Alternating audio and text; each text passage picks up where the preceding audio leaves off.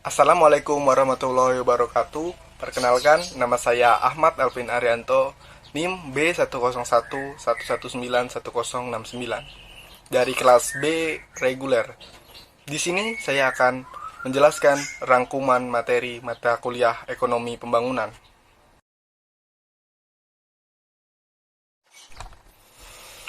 Apa itu dualisme? Teori dualisme sosial versi J.H. Boyke tahun 1953 mengemukakan bahwa dualisme sosial adalah bentroknya sistem sosial yang diimpor dengan sistem sosial asli yang jenisnya berbeda. Salah satu contohnya seperti industri modern versus industri tradisional.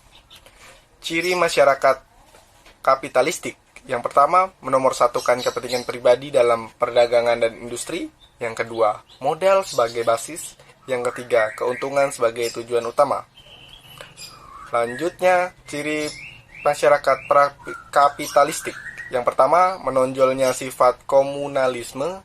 Yang kedua, originalitas. Yang ketiga, produksi dalam dan untuk keluarga sendiri. Yang keempat, tidak ada pedagang yang profesional. Yang kelima, produksi serta konsumsi merupakan unit dasar dari keluarga bersama. Kritik terhadap teori dualisme Boyke. Yang pertama oleh Benjamin Higgins tahun 1955. Fenomena dualisme tidak hanya terjadi di timur, seperti yang dikemukakan oleh Boyke, tetapi juga terjadi di barat, bahkan bisa terjadi di mana saja. Yang kedua oleh Mohsadli tahun 1957. Tema sentral yang seharusnya diangkat oleh akulturasi dan adaptasi dalam proses pembangunan sebagai konsekuensi industrialisasi dan introduksi budaya kota. Yang ketiga oleh J.A.C. Mackey tahun 1980.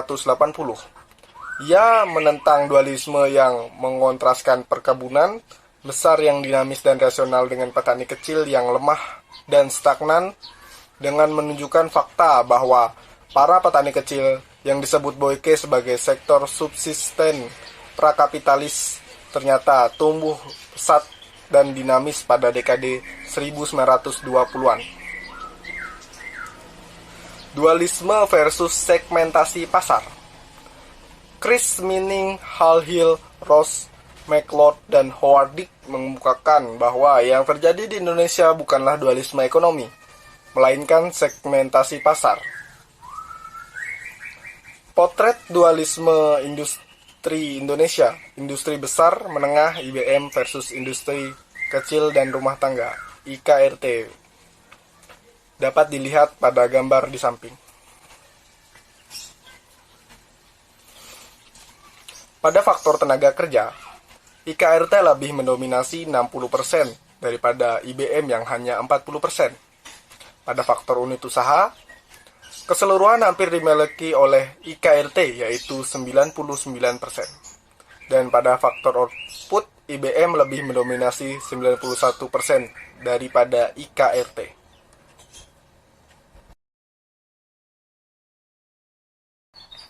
Negara sedang berkembang, NSB. Negara sedang berkembang adalah sebuah negara dengan rata-rata pendapatan yang rendah, infrastruktur yang relatif terbelakang, dan indeks perkembangan manusia yang kurang dibandingkan dengan norma global. Ciri negara berkembang dari segi ekonomi. Yang pertama, tingkat pendapatan per kapita rendah. Yang kedua, impor lebih besar daripada ekspor. Yang ketiga, jumlah pengangguran yang tinggi. Keempat, mengandalkan sektor primer. Yang kelima, tingkat korupsi yang masih tinggi.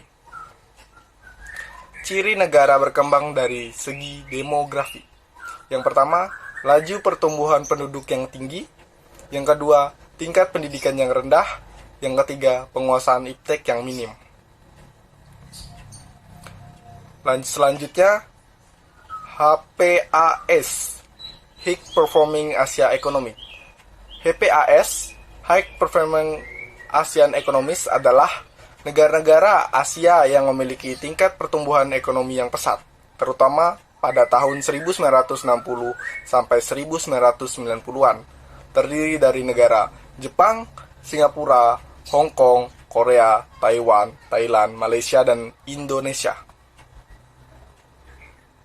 Ciri-ciri dari negara HPAS ialah sebagai berikut. Yang pertama, pertumbuhan ekonomi yang tinggi dan berkelanjutan. Kedua, turunnya tingkat ketimpangan pendapatan dan kemiskinan. Yang ketiga, sektor pertanian yang dinamis. Yang keempat, kenaikan ekspor. Kelima, transisi demografi. Yang keenam, tingkat investasi dan tabungan. Yang ketujuh, pengembangan sumber daya manusia. Yang kedelapan, tingkat produktivitas.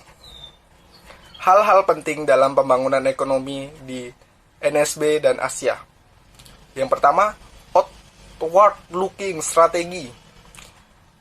Prioritas pemerintah untuk pengembangan ekonomi yang pesat. Ekonomi dikelola dengan defisit anggaran yang kecil dan inflasi yang rendah, dipengaruhi oleh faktor pasar.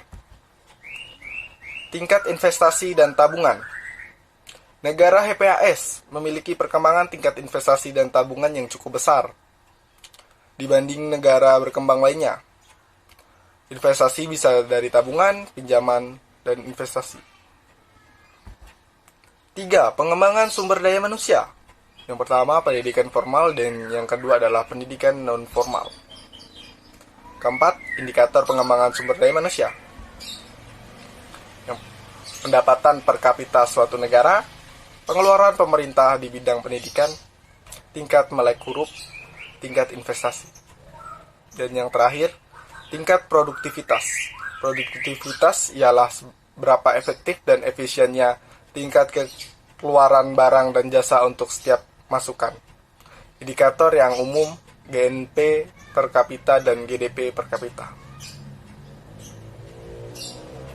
Sekian dari saya. Apabila ada kekurangan dan kesalahan, saya mohon maaf yang sebesar-besarnya. Wassalamualaikum warahmatullahi wabarakatuh.